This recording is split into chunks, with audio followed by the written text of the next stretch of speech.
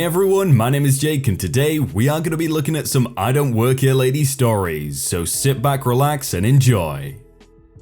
I work here lady, just not there. About a year ago, I worked for a grocery chain store that had a pharmacy here in good old Texas. Specifically, I was a pharmacy technician. The event in question takes place in December. As most healthcare workers know, December is like one of the busiest months for anything healthcare related. This is due to the fact that most people's original health insurance is ending for that year. Change in the weather makes people sick, and sometimes the flu strikes early. On the grocery side of things, it's freaking busy because everyone is preparing for Christmas, buying food, presents, and etc. So about a week before Christmas, on a Saturday no less, my pharmacy was hit hard, and I mean hard. We had a huge amount of patients lining up at our pharmacy before it even opened, begging us to open early so they could get their meds. The flow of patients continued like that almost all day, till we closed at 9 PM. A lot of these people were really sick. I honestly thought there was some sort of apocalyptic event because we had so many patients that day. Turns out we were there because of either the flu or refills. Tamiflu was flying off our shelves. At about 3 o'clock that day, I was manning the register, ringing up orders and watching the line grow ever larger. As I scanned the line, I noticed this one woman start to complain loudly and start fidgeting. As she drew near the registers, the complaining seemed to intensify. I was nervous because knowing my luck, I would probably have to deal with her. Sure enough, I won the lottery and won a bag full of crazy. The lady was around mid-30s, wearing what seemed to be nice dress clothes. White blouse, black dress, nice earrings and a lot of makeup. This is the delightful conversation we had. W is the crazy woman, M is me, PH is pharmacist, and CS is the customer/patients. OMG, finally! Why are y'all working so slow today? I'm sorry for the wait. How can I help you? I'm here to pick up my daughter's birthday cake. It should be ready by now. If it's not, I need to speak with a supervisor immediately.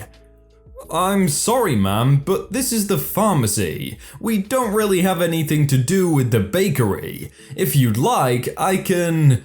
Don't you work here? Get me my cake. I have been waiting in line far too long for any of this. I can assure you, ma'am, I do work here, but not in the bakery. Our order systems are different and I won't be able to… That's not my problem. Go and get it now. She was agitated.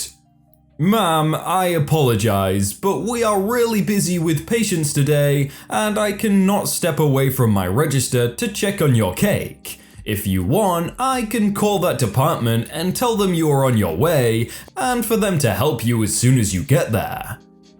Do your dang job. I'm a customer. You need to listen and do what I say. She was screaming. Again, I apologize, but I work here in the pharmacy and not there in the bakery. I cannot help you right aside from calling them. No, no, no, no, no. She was screaming and pounding her fist on the counter. At this point, my pharmacist heard the screaming and fist pounding and came to check up on me. Hi, I'm sorry ma'am, but what seems to be the problem? This idiot won't get me my daughter's birthday cake. I explained the situation to my pharmacist. It is important to note that my pharmacist was actually an awesome dude. He was a very chill guy, but when it came to complete ignorance from a customer, sometimes he would lose it. The pharmacist, angrily and with a pointy finger, Ma'am, don't call my tech an idiot. And where do you think you are right now? This is not a bakery. This is a pharmacy. We have actual sick people here who need attention. Get out of line and go there if you want your stupid cake. She was screaming incoherently and losing it. A customer said, "Lady, get the heck out of this line. I need my medicine. He just told you he can't help you. Get the heck out of the way." "Don't talk to me like that. You don't even..." Another customer speaks up. "Get the heck out of here, you witch. My baby needs his meds." Who the hecker? At this point, many of the customers who actually needed the pharmacy had overheard everything that was going on, and many were ticked at the lady for taking up their time. 4 other people made comments and wanted her to leave. 2 other customers actually booed at her. Shocked at what was going on because people were turning on her, and completely red in the face, the outrageous lady leaves in a big huff. My pharmacist and I just smirked at each other. I wanted to give medals out to each and every person who told her something. Moral of the story, just because you work in one department of the store doesn't mean you know everything that's going on with every department, let alone work for every department. What kind of person goes to a pharmacy, which probably says pharmacy or at least indicates in some way that it's a pharmacy, and asks for a birthday cake? Are you that stupid? I don't work here. This is my lounge room and I'm trying to watch TV.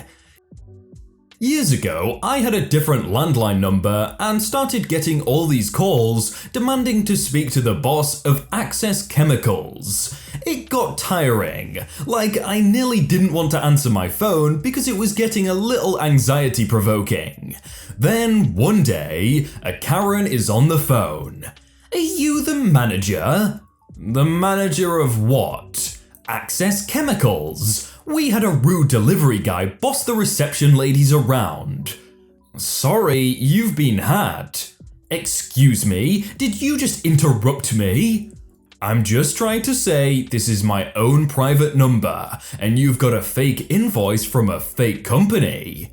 "Well, anyway, now that you've stopped interrupting me, I'll explain. This rude delivery guy demanded a cash check from our company for a bunch of cleaning chemicals he was delivering, but we didn't order it." "I'm sitting in my lounge room." "Okay, but we'd like to speak to the manager to complain about your delivery staff and arrange a refund." "I'm trying to watch my show and you're interrupting." I hang up. I was watching live-to-air TV back before I even owned a VHS. Karen rings again. "Did you just hang up on me?" "Yes, I'm not Access Chemicals. You've been had, and I'm trying to watch my show." I hang up again. Karen rings again. "Can you stop hanging up on me? I don't understand. Why are you watching TV when I've asked you to put me through to the manager?" "Because I've done with work today and I'm not at work. I'm at home, in my lounge room trying to watch TV. Even though the number on your invoice is actually my number, the whole thing is fake. You've been had." "So it is your number. Okay, then let me tell you that these chemicals are awful. They don't even seem to clean." This new detail nearly made me laugh out loud. "But it's fraud." "Really? You're admitting it?" "No, I'm telling you I get these calls all the time and someone has ripped you off using my phone number." "But you said it's your number." I hang up and ignored the phone the rest of the night. Another time, I had a Gary shouting that he was going to call the police, complain to the ombudsman, etc, etc, etc. And I just gave up and said, "Fine, do it, please. Find these people and put them in jail. I'm sick of my number being misused on those invoices. I'm in my lounge room trying to have dinner. Goodbye." This guy ended up doing some research and got back to me a few days later to apologize and explain even more about the scam he had learned and that he had reported it. It stopped after about 2 months, and probably 10 to 15 different businesses were scammed across that time. Fun times. I mean, what are you meant to do? Go over the whole story each and every time because people are a bit irate and not thinking clearly? If I had a load of time in the day and I wasn't busy doing much, I reckon it'd be quite fun to mess around with, but I can see why these companies would get annoyed. You have the wrong number. I'm not sure this totally fits, but she did think I was working for a different company. A little backstory. Blue Cross Blue Shield or whatever health insurance company American Airlines has is apparently the same phone number as my company, but just the area code is different. So I've been getting a lot of wrong number calls at work. I usually just interrupt people and tell them they have the wrong number and hang up without waiting for a response, and that's that.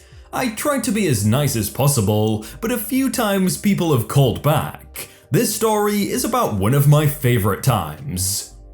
This story is from before I knew what the phone number differences were or what the insurance company was. The phone rings.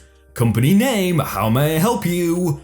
My husband is a pilot with American Airlines, and I'm in the doctor's office right now. Are you looking for an insurance company? Yeah, I'm sorry ma'am, you have the wrong number. We're not your insurance company. Okay, have a nice day. And then I hang up. The phone rings again. Company name, how may I help you? The angry lady, clearly mad but not yelling.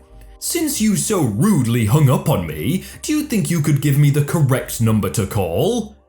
No, I don't have the number to your insurance company. Try redialing. I hang up again. The phone rings again. Company name, how may I? How dare you hang up on me? I hang up again. The phone rings once more. Now I see it's her number and I'm kinda bored, so I decided to let her go off for a minute this time, just for fun, but I let it ring a few times and then pick up. Company name, how may I help you? The angry lady, now incredibly ticked off. Are you kidding me? Listen here, Miss Company Name. Hang up again and you're screwed. My husband is a pilot for American Airlines. Connect me to the insurance now. I can't. I don't have that number, and I don't work with them. But can I interest you in our new product? We have the best prices. The angry lady now yelling, what is wrong with you? I'm going to have you fired. My husband is a pie. I hang up while she's still yelling. She called back one more time and I didn't answer, and she hasn't called back since. I guess she figured it out. I feel bad for whoever caught her while she did dial the right number, and I really hope someone isn't actually named what our store is named at Blue Cross or American. I'm really confused why she threatened OP with, my husband is a pilot. Like, what's he gonna do, refuse to fly her to one place? They don't have that much power, I don't think. My house shares a similar address to a local retail store. I moved to a small countryside town a couple of years ago. I live on a road with a dead end for traffic that has a walkthrough to the local shops and a small shopping precinct. All classed technically to be along the same road. The precinct starts around the road from the end of the walkthrough. The shops on the precinct are numbered from 1 to 20, as it's not very large. There are only a handful of houses on my road, so again, we have small numbers associated with our address. So my address reads 5, my street name, town, local postcode. The precinct store reads 5, the precinct name, my street name, town, and same local postcode. Normally, when I get a knock at the door, I explain to the store's customers and point them in the right direction. There is a small car park for the precinct. They often apologize and some even feel embarrassed. One day, around 6 months ago, I get a Karen. My front door raps loudly. I wonder who could be making such a racket. I open the front door to see a lady around her mid-40s, very well dressed, long blonde hair, the very well pampered style. "I've come to pick up my balloons." "Oh, you are looking for that store over there. It's in that shopping precinct. There is no way through by car. Let me give you directions." "Hang on a minute. My satnav said that this is the address." She's holding up her phone with Google Maps. "Yeah, that happens a lot. However, your satnav is wrong and the shop is in the precinct name." "My satnav is not wrong. I'm in far too much of a hurry for this. I would like you to stop messing around and get my paid for balloons." Sorry, but I'm a private home, not a business. Bye." I shut the door and Karen proceeds to start knocking my knocker again and demanding I answer the door. After a few minutes, she stormed off and I could see through the window she was talking angrily on her phone and walked off down the road towards the walkthrough, leaving her car in my driveway, blocking my own car in. Around an hour later, she returned with her balloons and other shopping bags, got in her car and left. A couple of days later, I went into the store to talk to the owner about if it was a possibility to email customers when they purchase online regarding the address situation, as I was a little annoyed by Karen. When I explained about Karen, the owner said she knew exactly who I meant. Karen had called the store and had ranted at them the whole time the owner was giving her directions to the store. When Karen had got to the store, she had ranted about how I wasted her time and had been rude to her and how the store needed better customer service. If they were feeling really petty, I'm sure they could have probably towed her car. That would have been good. Hey everyone, I hope you're all having a really good day and that you enjoyed that video. If you want to see more videos like it, then click on screen right now. And if you never want to miss out on a video, then hit subscribe, but I will see you all very soon.